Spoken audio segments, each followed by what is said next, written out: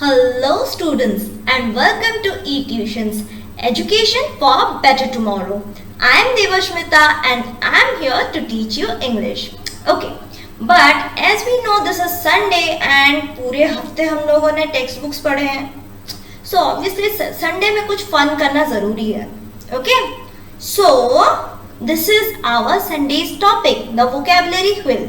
जिन्होंने मेरा previous video नहीं देखा है so please subscribe to the channel so that you can watch my previous video. Okay, so basically this is the episode number 2 of vocabulary wheel. Okay, so let's proceed to play this game. So जिन्होंने मेरे videos नहीं देखे हैं and to know the rules of the game, so I am just recapitulating the rules. Okay, spin the wheel, हमको ये wheel घुमानी है. The wheel will decide the topic of discussion.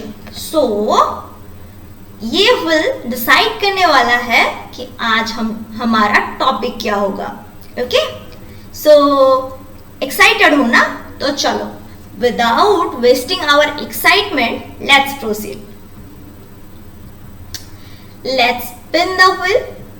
लो, ये हमारा विल, यहाँ पे बच्चे and now the children will spin the wheel, right? Okay, so अब ये व्हील स्पिन हो रहा है and now what is the topic? Today's topic is learning idioms. Okay, so see we got our topic कि today हमारा discussion का topic होगा learning the idioms. Okay, so before proceeding to learn the idioms, हमको पता तो होना चाहिए ना कि idioms होते क्या हैं. Okay, so basically what is a idiom? An idiom is a phrase or expression that typically represents a figurative non-literal meaning attached to the phrase. Okay, so basically idioms क्या होते हैं? वो एक्सप्रेशंस होते हैं या फिर वो फ्रेजेस होते हैं, पार्ट्स ऑफ सेंटेंसेस होते हैं जो कहा जाता है कुछ और बट उसका अंदर का मीनिंग कुछ अलग होता है. ओके, जैसे कि हम लोग हिंदी में एक कहावत बोलते हैं ना, कहावत या फिर हिंदी में इसको क्या बोलते हैं? मुहावरे बोलते हैं. सो बेसिकली हम हिंदी में एक प्रभाव बोलते हैं ना कि मखमल में जूते लपेट के मारना. Okay, it doesn't mean कि we will bring a silk cloth and उसमें हम अपना जूता डालेंगे and किसी को पीटेंगे. No, it doesn't mean that. It has a hidden meaning जिसका मतलब होता है कि हंस हंस के किसी को ताने फेंकना. Okay, मतलब you are not literally scolding that person, but आप अपना वही एक्सप्रेशन रख रहे हो, आप उसको ताने ही मार रहे हो मगर हंस हंस के. Okay, so that is your मखमल के कपड़े पे जूते लपेट के मारना. Okay, so similarly English also has some idioms, right? And idioms का मतलब है मुहावरे. Okay, so now let's see what are these expressions. Actually idioms बहुत सारे हैं, मैं इस वीडियो में मैं आपको कुछ idioms बताऊंगी. Okay, so चलिए सीखते हैं. Okay, so let's learn some idioms. Crosswords. Okay, so हमारा first idiom है crosswords. ठीक है, ये word सुन के आपको कैसा लग रहा है? Crosswords, swords का मतलब है तलवार and crossed swords. ठीक है, तो आपको ऐसा फीलिंग आ रहा है ना कि कुछ फाइटिंग वगैरह होने वाला है. So similarly it's correct कि फाइटिंग वगैरह ही होने वाला है. ठीक है, तो बेसिकली क्रॉसवर्ड्स आपको अगर आप इमेज जानना चाहे तो ऐसा कि दो तलवार ऐसे क्रॉस करके होते हैं.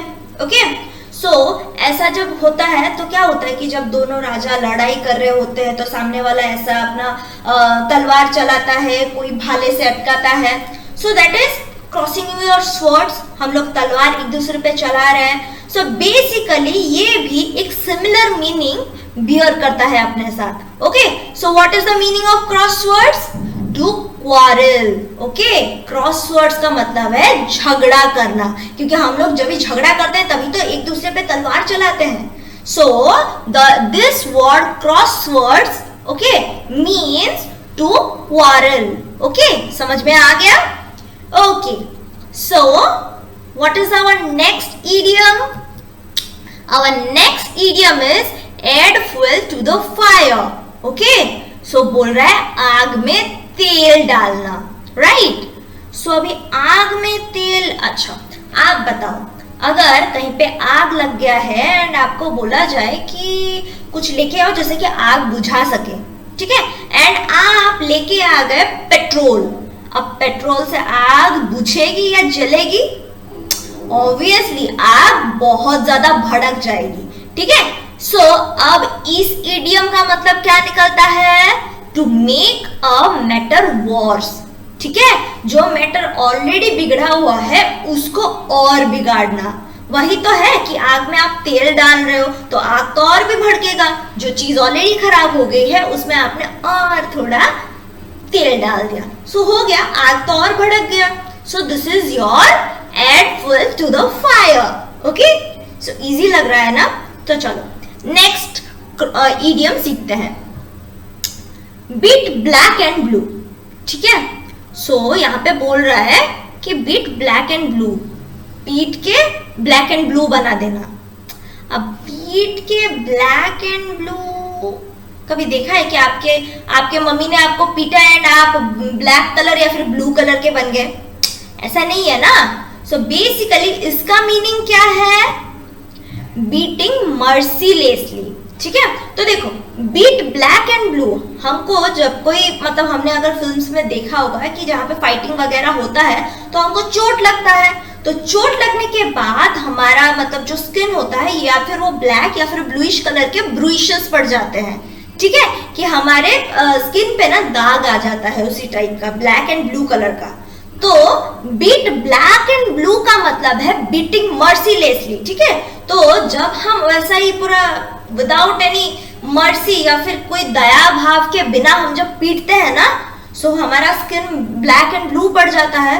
तो इसका मीनिंग भी वही आता है कि beating mercilessly. Beat black and blue का मतलब है मतलब बिना दया के पीटना। ओके, अच्छा, सो और कुछ इडियम सीखते हैं, चलो। Keep one's card close to one's chest. Okay, कि यहाँ पे बोला गया है कि अपने जो कार्ड्स मतलब पत्ते अपने दिल के बड़े करीब रखना या फिर दिखाना नहीं है किसी को, ठीक है। सो इसका मतलब क्या होता है? हाइडिंग समथिंग, ठीक है। तो आपने अगर देखा होगा कि कोई ताश खेल रहा है या फिर कार्ड्स जो होते हैं ना ताश, वो खेल रहा है तो वो अपने पत्ते दिखा के नहीं खेलते, ठीक है, दे हाइड इट कि नहीं भाई मेरे को नहीं दिखाना, क्योंकि अगर मैंने अपना कार्ड्स दिखा दिया तो सामने वाले को पता चल जाएगा and he can throw a better card than me. So उसको हम लोग सीक्रेट रखते हैं, समझे? So this is keeping one's card close to one's chest, यानी हाइडिंग समथिंग, ठीक है, हम लोग छुपा के खेलते हैं। So that is the similar thing कि हम कुछ बात अगर छुपा रहे हैं, so that is keeping one's card close to one's chest. Okay, अच्छा, so what is the next idiom? Read between lines, ठीक है। तो आपने कभी दोनों लाइन्स के बीच में कुछ पढ़ा है? आपको कुछ पता चल रहा है कि ऐसा कुछ लिखा हुआ है, उस पे लाइन्स पढ़े हैं या फिर कुछ काटा छाटा है या फिर आपको कुछ समझ में आता है? नहीं आना? तो देखते हैं इसका मीनिंग क्या है। To understand the hidden meanings, ठीक है। अगर आप कुछ छुपा के लिखना चाहते हो या फिर ऐसा मतलब एक सीक्रेट मैसेज देना चाहते हो तो आप मतलब ऐसा ही कोड लैंग्वेज यूज करते हो, राइट। सो उसको मे बी आप लाइंस के अंदर लिख देते हो या फिर छोटा छोटा करके लिख देते हो, इधर उधर करके लिख देते हो, जैसे कि सामने वाले को थोड़ा क्लू मिल सके मगर वो ऑल ऑफ अ सडन उसको डिस्कवर ना कर सके, ठीक है। So this is read between the lines to understand the hidden meanings. जो चीज बोला जा रहा है उसके अंदर का मतलब क्या है उसको समझना जरूरी है। जैसे कि होता है ना कि कभी कभार मम्मी पापा हम लोग बात कर रहे होते हैं तो आप ऐसा मम्मी को इशारा करके बोल देते हो कि मम्मी, तो मम्मी को समझ में आता है। So that is understanding the hidden meanings, समझे? Okay, so what is our next idiom? Fish out of water.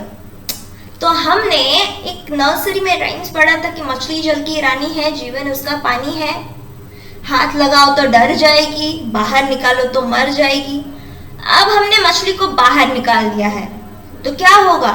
मर जाएगी। तो बेसिकली यहाँ पे मछली को बाहर निकालने का बात क्यों बोला जाता है? ठीक है, तो इसका मतलब क्या आता है? Out of one's comfortable place. ठीक है, तो बेसिकली अगर मछली अपने कंफर्टेबल प्लेस में रहेगी तो कहाँ रहेगी? पानी के अंदर। और अगर हमने मछली को बाहर निकाल लिया तो क्या होगा? मछली तड़पेगी, she will feel suffocation, right? वो मर जाएगी।